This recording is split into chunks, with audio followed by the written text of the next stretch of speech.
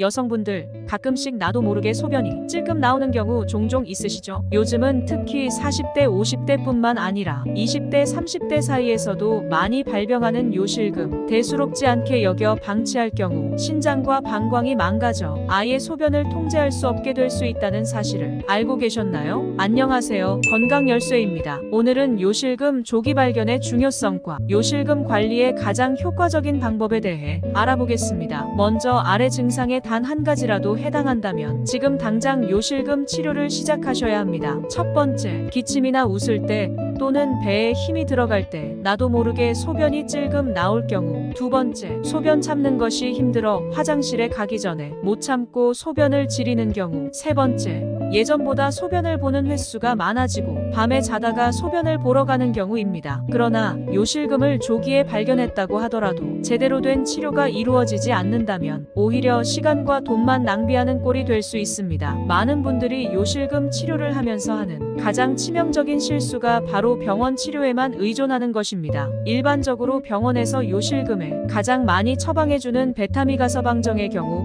고혈압과 요로 감염, 변비와 관절통 등의 치명적인 부작용을 낳을 수 있으며 심지어 간 수치가 증가하는 이상 반응이 발생할 수 있고요. 또한 많은 분들이 고가의 비용을 지불하고 가장 많이 받으시는 테이프 수술 치료의 경우 그 비용은 몇백만 원에 달하지만 실제로 학회에 보고된 자료에 따르면 5명 중 1명은 높은 확률로 다시 재발된다고 합니다. 실제로 인터넷 커뮤니티와 뉴스 기사만 봐도 정말 많은 사람들이 요실금 수술을 하고 재발이 되어 후회하는 것을 볼 수 있습니다. 그렇다면 요실금 치료의 가장 근본적이며 효과적인 방법은 무엇일까요? 그건 바로 좌욕입니다. 실제로 가장 최근 발행된 미국 의학 논문에 따르면 따뜻한 온도에 열을 가해주는 좌욕 치료를 지속한 요실금 환자들이 눈에 띄게 뚜렷한 통증 감소와 불안감 완화를 보였다고 합니다. 한 가지 흥미로운 사실은 해당 실험에서 요실금 환자들은 따뜻한 물에 엉덩이를 담그는 습식 좌욕이 아닌 건식 좌욕을 통해 치료를 했다는 겁니다. 그 이유는 요실금 치료의 핵심이 바로 지속성이기 때문인데요. 습식 좌욕은 매번 옷을 벗어야 하고 물이 금방 식기 때문에 매우